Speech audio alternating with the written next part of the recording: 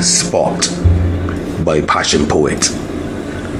This is a space for intimacy, vulnerability, transparency. A place where we not only talk about eroticism and sex, but we'll also touch on topics that may make you a little vulnerable, a little exposed. However, this is a safe space where you can disrobe and get real. There is no judgment allowed here. So are you ready? Let's get wet.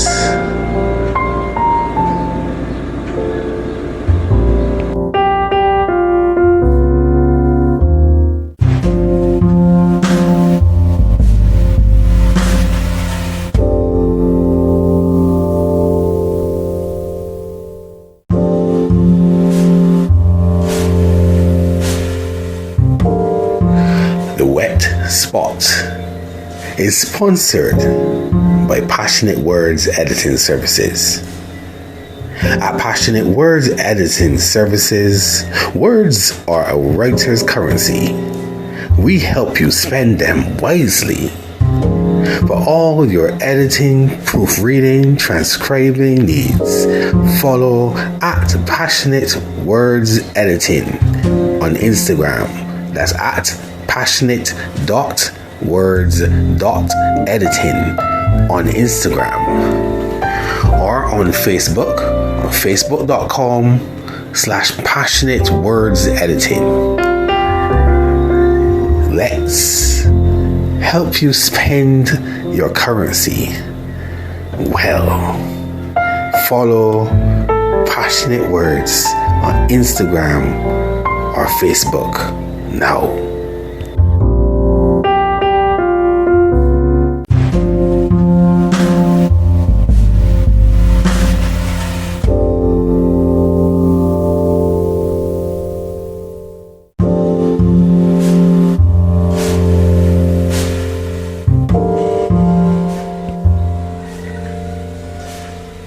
In this segment, I want you to get comfortable as I read one of my pieces, because the words may move you, they may inspire you, who knows, they may even get you wet.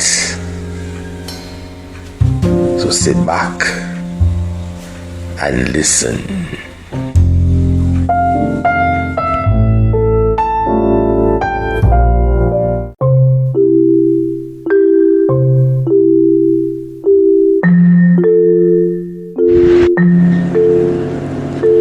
Pied Piper. I am the Pied Piper of pleasure.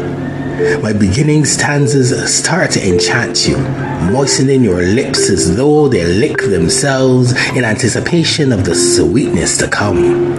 And by the time I'm done, my ending leaves you pulsing and gushing, panting with the exertion of the explosion that your body has just overcome. For I am the Pied Piper of pleasure. You do what I say, when I say, and how I say. No hesitation, no question. For I am the executive officer of your orgasms, your commander-in-chief. In short, I am your sir. So get down and give me 50 push-ins as I push my poetry into your wet, gushing mind. And your body follows in kind as you gyrate upon my spoken rhythms and ejaculate expressions of rapture, wetting me with every moan and shiver as I coax you to heights unimaginable with just the timbre of my voice. I am the Pied Piper of pleasure, making you touch yourself with the power of just my words. Let me hear you come but only ever at my command, as I make you understand that you don't own a single one. They manifest only when I say now. Somehow, I continue to pull orgasms from your body like some lewd magician pulling rabbits from your twat, and just like that, your body is convulsing for the 4th time, keeping time with my encouraging baritone. I am the Pied Piper of pleasure. Are you willing to submit to receive joys multiplied beyond measure? Are you able to give me your orgasms without reservation? Are you ready to come? Let's go. 1, 2, 3. Now.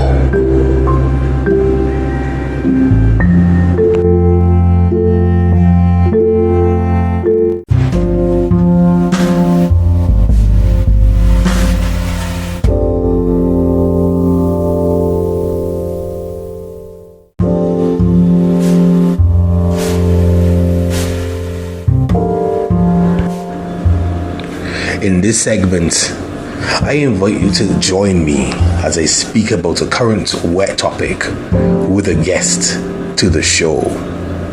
I hope you enjoy as we get wet together.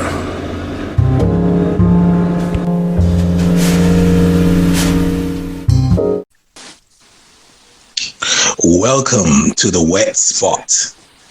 In this segment, we're going to be talking again about sensual empowerment, female empowerment. I love talking about female empowerment because I love women. And with me is Sara Maarya, who is a success coach, feminine confidence coach, and I met her on IG. We connected and clicked, and I invited her on to the podcast, and she is all excited about coming. She told me off air that it is that she was wanted to manifest being on more podcasts. So I wanted to invite her on and to discuss and to hear how she practices the feminine confidence in her own life and how she brings it out in terms of coaching others. So, Sarah, how are you doing? Thank you so much for the introduction, and thank you for inviting me. It's an absolute honor to be here. I'm doing really well. I'm just excited to be on your show and see what happens, see what comes out. Yes, well, I did some plowing around on your website, and I love the colors, I love all of it. But as you know from listening to my other podcasts and from reading my work, I am all about the divine feminine, all about wanting to put the divine into the feminine, or have the women have a space to acknowledge their power as female, as divine. And that's what drew me to contact you when we first met, because I love this. I love the vibe you have. I love the energy that you have concerning female empowerment. And as I went to your page, I fell in love with the blog, and I feel the same way in terms of helping women to find their power. Mine might be in a slightly more erotic manner, because my goal is, when I write a poem, I want you to feel that level of worship and that level of adoration, and you're in a space where you are adored, instead of being outside in the world and being objectified, sexified, and all these other things. I wanted it to be a space of positivity. But tell us a little bit more about you. Who are you, and what do you do? What's your coaching practice about? So my coaching practice is a bit twofold, and I'm a confidence coach through and through. So one side of it is coaching for empowering women, but the other aspect is for confidence for performing and recording artists. But that's what it comes down to. At the core of it is I'm transformational coach. When people come to be around me, they transform their lives, and it can be just as easy as having a conversation with me. They want to do better for themselves because they like, okay, she's doing, how can I implement these things? Yes. And it really is just for the feminine confidence, it's more relationships and diving into whatever it is that is blocking you from attracting love or from stepping into your own power. And like you said, it's women. I think there's a transformation happening as a collective for women, and we are taking our power back, and we are, at the forefront of things, and we're doing things that we previously even couldn't do.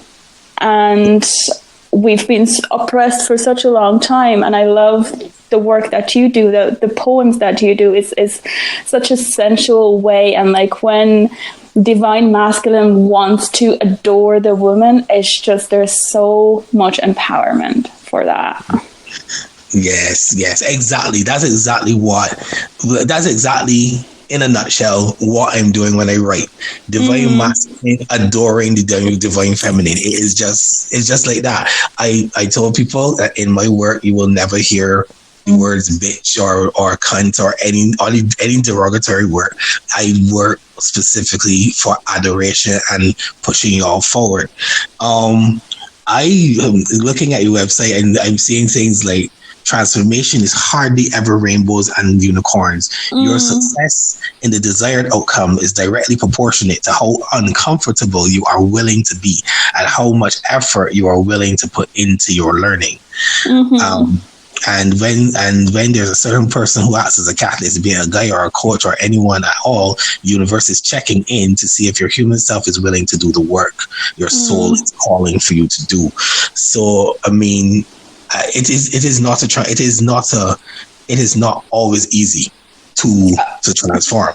By any means, it's never easy, and it's putting yourself in the space of being uncomfortable, of doing the work, of wanting to be better for yourself. And when you're used to doing things a certain way, it's hard to break that habit. And there is a lot of things that are going in the background. There's your subconscious beliefs, there's your conditioning, there's your human self and your soul self. Your soul always knows what it needs and what it wants, and it's such a gentle spirit.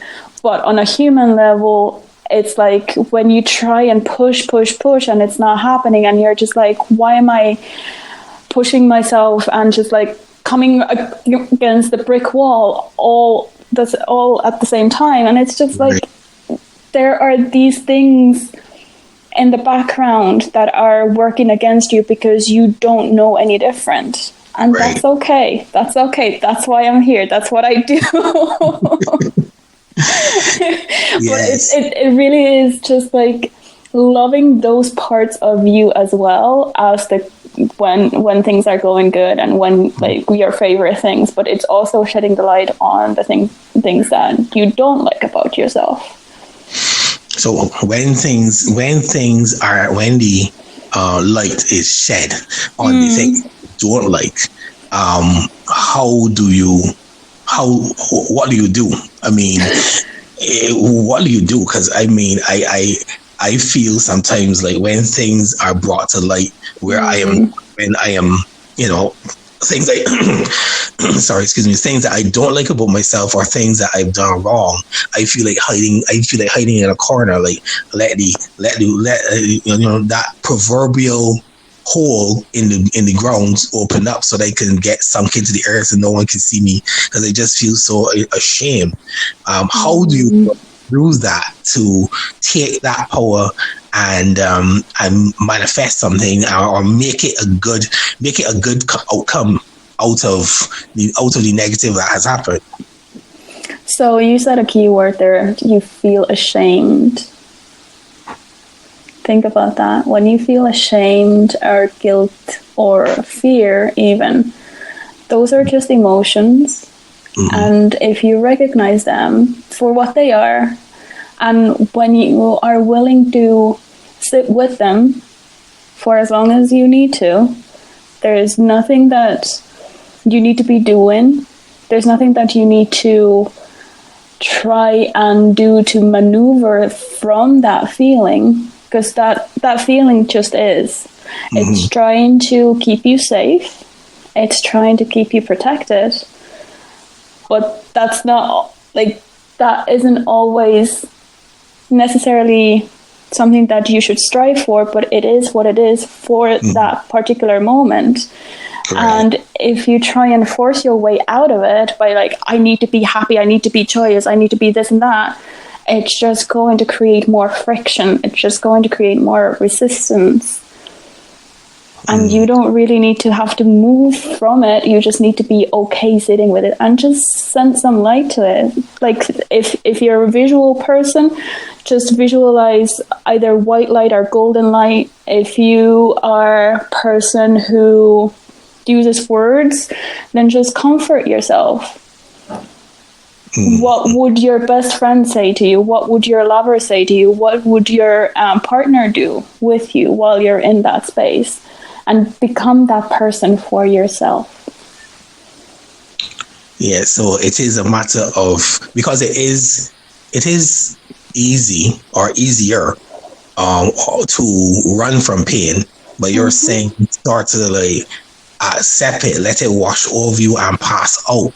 You know, sort of like some people have said, the best way through hell, the best way to go through hell is to go through it.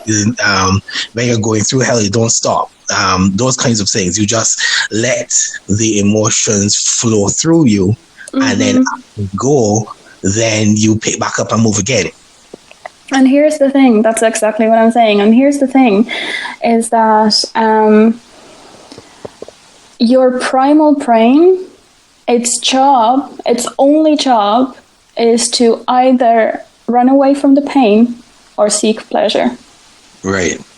That's the only thing. And most of the time, us humans, we're conditioned to run away from pain. That's why addictions come out. That's why certain behavioral patterns come out, because we're so accustomed to run away from the pain that we need to suffocate that because we think that it's not okay.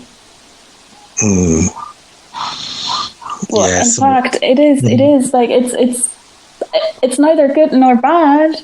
It just is. Right. So that's something that will need a bit of unlearning, though. I mean, to learn to sit with your pain, to acknowledge that you are in pain, and not, and then just recognize, yes, I'm hurt. Yes, I feel really hurt about this situation. It's, as you said, it's not the end of the world, and I can move again. Maybe, just like in the physical realm, when a bone is broken, what does the doctor do? The doctor immobilizes it and allows it. So maybe in the same token, instead of running with a broken foot, emotional level, you sit and you let that foot set. You try to put yourself in a position where you can love on yourself and heal from situations. And usually when you have a physical pain, we take action, we try to tend to it, we put cream on it, or we do whatever. But putting a Band-Aid on it is not going to work, more than likely, because the pain is still going to be there on below the surface level. Right. So you need to attend to it. You need to just. I'm not saying that if it's like a long pain, obviously you should seek for support and take whatever action feels right for you in that time. But you can, the way I go about it is to, in order for me to alleviate the emotional pain, I now know that I need to sit with it for as long as it needs to be there. And sometimes I might, write it out, journal, or I might meditate, or I might even just go for a walk for fresh air. Because mostly when we are in emotional pain, the counter effect or the counteract that you can do is to start moving your body, because that emotion is stagnant in your body. So the way to get through it sometimes is to just move it and, go for a walk or go to the gym or go for a swim or whatever it is that you enjoy doing. But don't make it so hard that, like, oh my God, this is like, I don't want to do this. Like, it needs to be something that is easy for you to do, in the sense that you want to do it, if that makes sense. Yes. So one thing came out when another thing jumped out at me as I was looking through, like, and I wrote it down and put LOL behind it because I'm looking out and it still has me like laughing. Like, please explain to me the great pussy in the sky. That I saw that, I was like, what? I can figure that this is every person, every set of people, every person has an idea of the God image, and but this was like, okay, I need you to explain. I knew this would come up some way, somehow. Even though anytime I see word pussy, I can be. So this isn't something that I came up with myself. This is from a book called The Pussy, A Reclamation. I forget the author, but if you search for it, you'll find it. She basically says that we all have, well, us women have our internal guidance system. And that internal guidance system is our pussy. It's our yoni. We feel so much through it, but we have forgotten how to utilize it to our benefit. And like, it's, if you think about it, it's creation energy. We literally birth babies, and it's not like, it doesn't always have to be physical baby. It can be like a business or an adventure or something creative. But we forget that it exists and we don't really trust it because of the suppression, because of, all the pain and hurt and whatever we have gone through. We have forgotten how to utilize that to our benefit.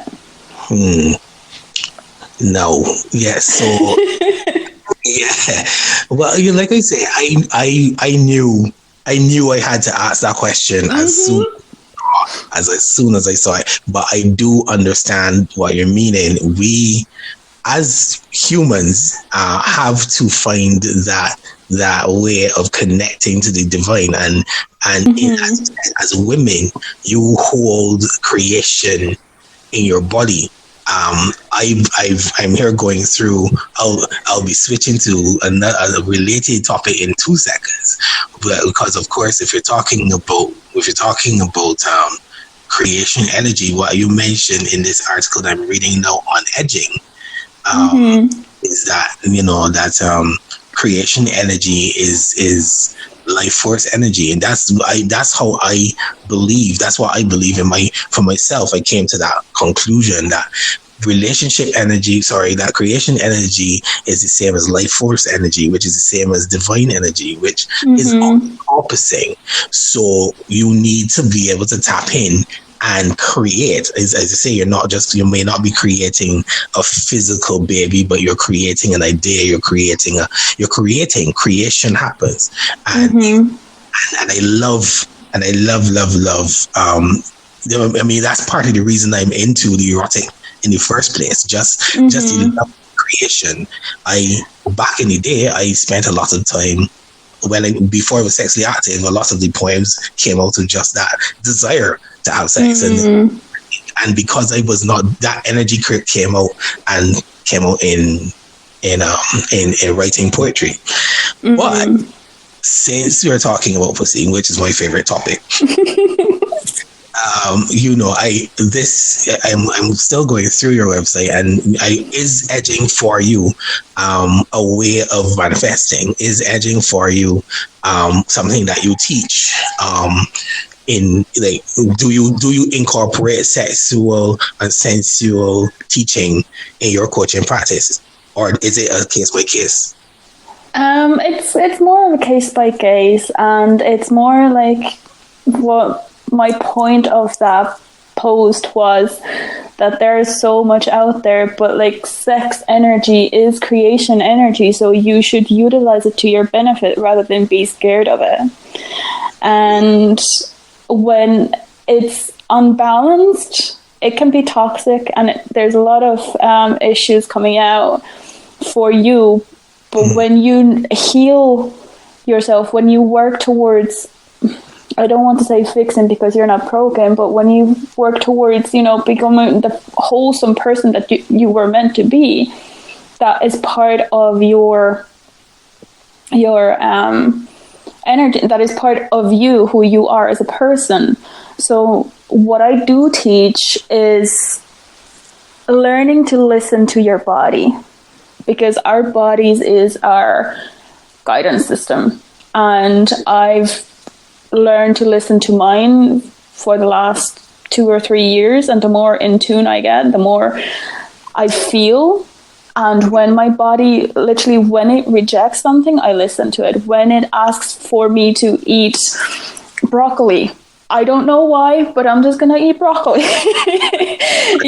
But we're so out of tune because of the external noise, and that's part of why we don't feel empowered, is because we're so out of touch from our own sensual, sexual body.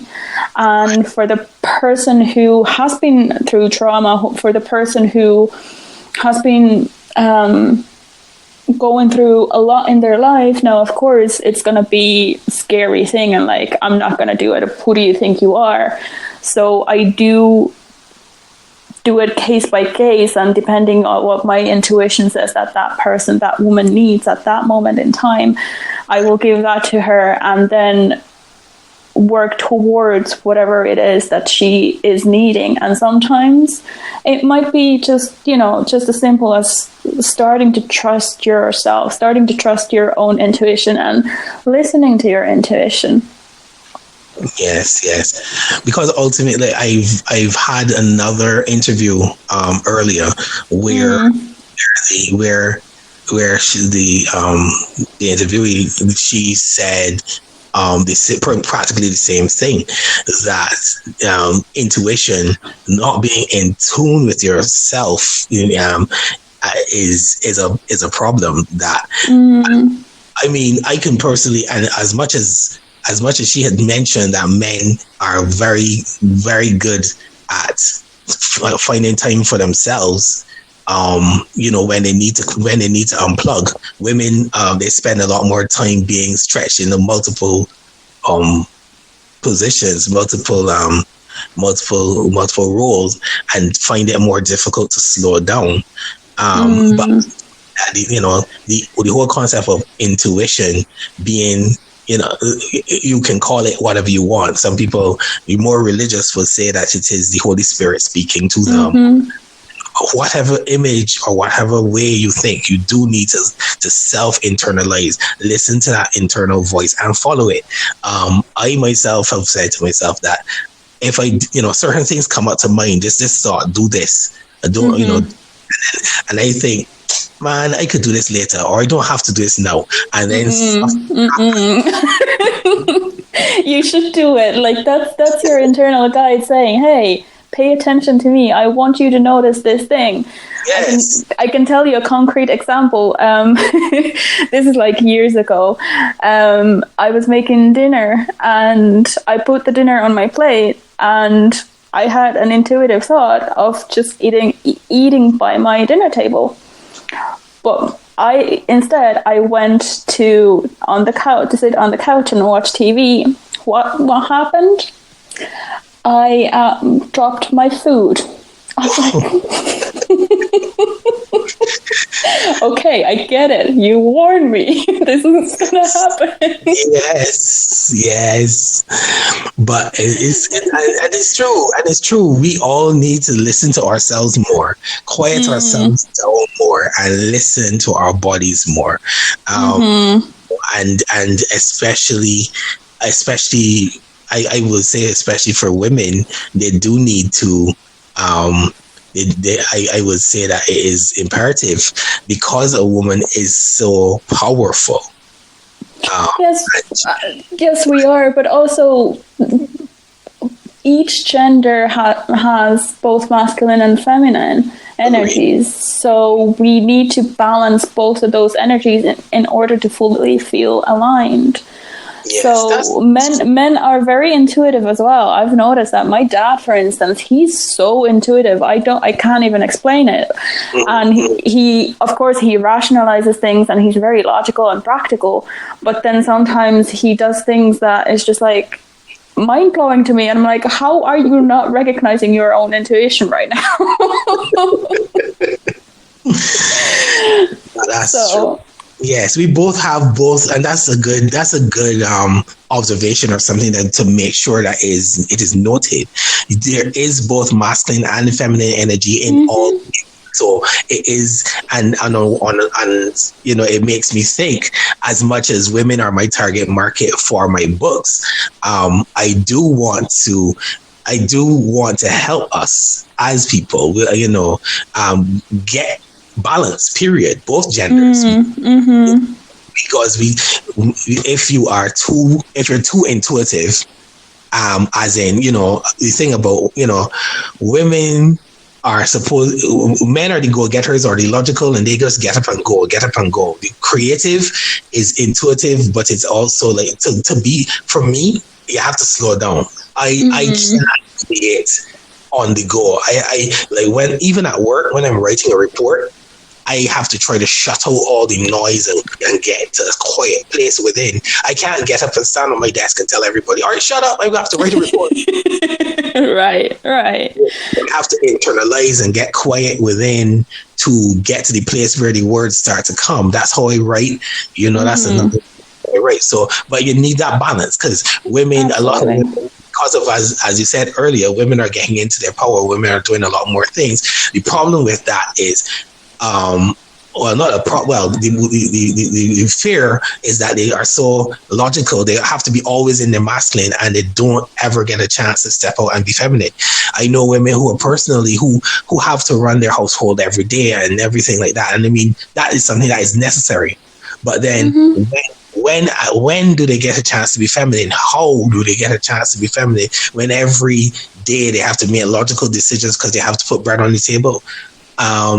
And so there needs to be spaces where women can be feminine, either around only other women or within a safe space of, you know, in created specifically for them, but that they can be feminine. I mean, my own group is one of those spaces. I make a point that women can be feminine in that group, and, you know, and there are strict rules that men are supposed to adore and worship and be, you know, and meet women where they are without making them objectified or without slut shaming them or anything like that. Because women, you know, women want that space to be themselves. Always have to be logical. Go. I need to do this and that, you know, but they need spaces and people and situations that allow them to smooth out, to be feminine. So, you know, and that's why I believe, you know, that's one of the reasons I connected with you, because I feel that, like, your coaching practice ultimately is bringing people into their power by bringing them back into their feminine. Well, this is for my relationship coaching, yes, specifically. Yes. And it's when the feminine is unbalanced, it is controlling, it is critical, she is very demanding, and it's just like she can be very manipulative as well. Right. So those are the things that you can watch out, like being oversensitive or being overcritical, or just in a lot of fear as well. But when you flip that, when feminine energy is balanced, they kind of just flow, and they have this subtle energy, and they're very nurturing and caring and compassionate, and they just want to be loved and adored by divine masculine. That's how it is. Yes. So. But going back to our original, what we were saying in the beginning, is you have to be wherever you're at. Yeah. If you're overly critical, you shouldn't be like, oh, hey, I need to stop this thought. But rather than saying that, just be gentle with yourself. It's like, it's okay. I'm okay. I'm in fear right now, and it's trying to keep me safe, and I'm okay with that. Just gentler way of going around it. And that's where us women need to learn, or unlearn really, because we've been taught to do things a certain way. So, and it's been very patriarchal.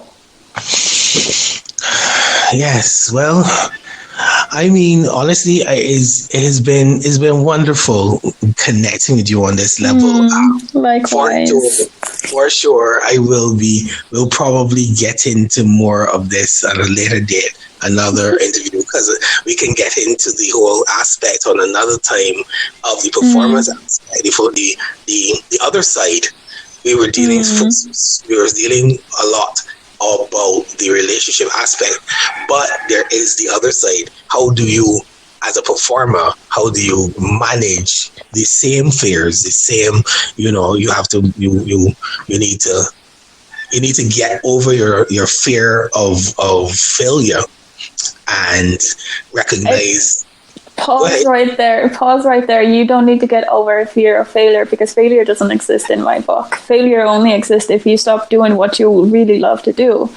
Failure isn't something that you should be afraid of, because in order to fail, or in order to succeed, you need to fail.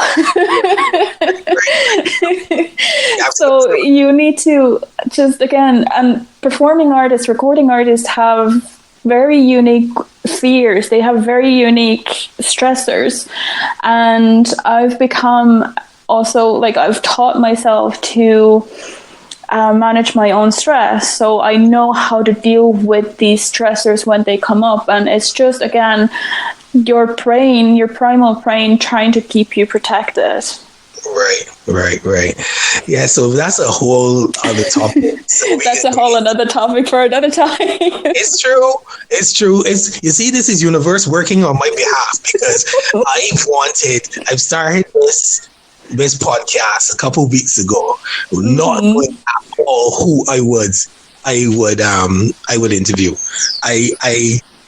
My own business coach was giving me the idea of expanding my original idea, because the wet spot was gonna just be me, my poetry, and she pushed it to say the wet spot can also be a vulnerable space, a space of intimacy.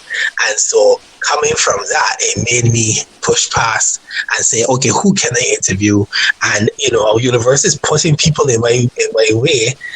That's how it happens. That you make a decision and you stand by it. You're in your power, and then universe works for you. So that's also another way of being in your feminine power, is to allow yourself to receive these new things, to receive gifts and to receive opportunities. Because if you're too much in your masculine, you wouldn't be doing any of this stuff.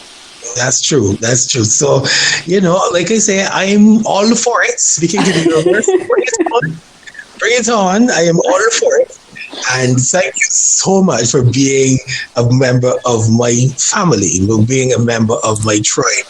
And so I just want to say, you are welcome to come back again. We can talk. There's so much more. Absolutely, anytime. And thank you so much for inviting me. It's been an absolute pleasure, and getting to know you has just been so much fun for me. Yes. Well, tell the listeners now how to get in contact with you. I've been raving about your website, so you have the floor. Tell them how to get in contact with you. IG, Twitter, whatever, and then we'll trust the universe for a flurry of new information. People are going to come and ask questions. I would love that. So my Instagram, Twitter, and Facebook are all the same. It's Sara Maarya, SaraMaarya. And then if you want to go and read my blog, it's lovethatworks.home.blog. And there's a whole lot of information and posts around femininity, around relationships, around just standing in your own power. Yes. Well, for sure. I have already, I talked to my business coach about you. And so she's more than likely gonna you just for her, because she also runs several blogs and several different streams, and one of her streams it has to do with femininity and the same connecting to energy, connecting to power and stuff like that. So I mean, it's gonna contact you on that level, because as soon as I show her your website, she say, "Hey, you said that to me. I want to." So, anytime, I'm always available. So so thank you so much once again, and this has been the Wett Spot. You've been talking to Sara Maarya, and I'm looking forward to more. So see you later. See you.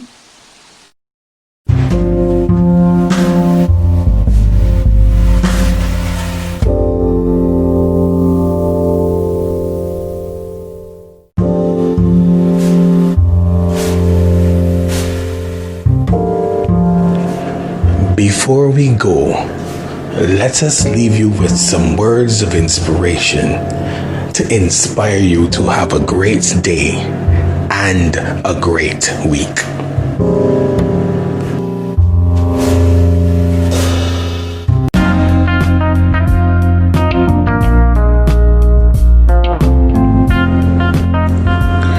In case no one told you today, you are beautiful. You are loved. You are needed. You're alive for a reason. You are stronger than you think. You are going to get through this. I'm glad you're alive. Don't give up. That quote comes from The Power of Positivity. Have a great day.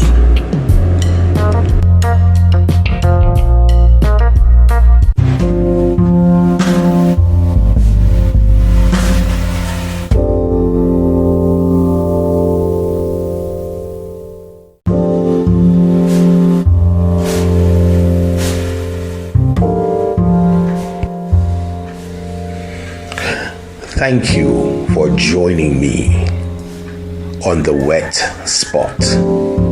My name is PassionPoet. You can find me on Instagram at Bajan PassionPoet. BAJANPASSIONPOET.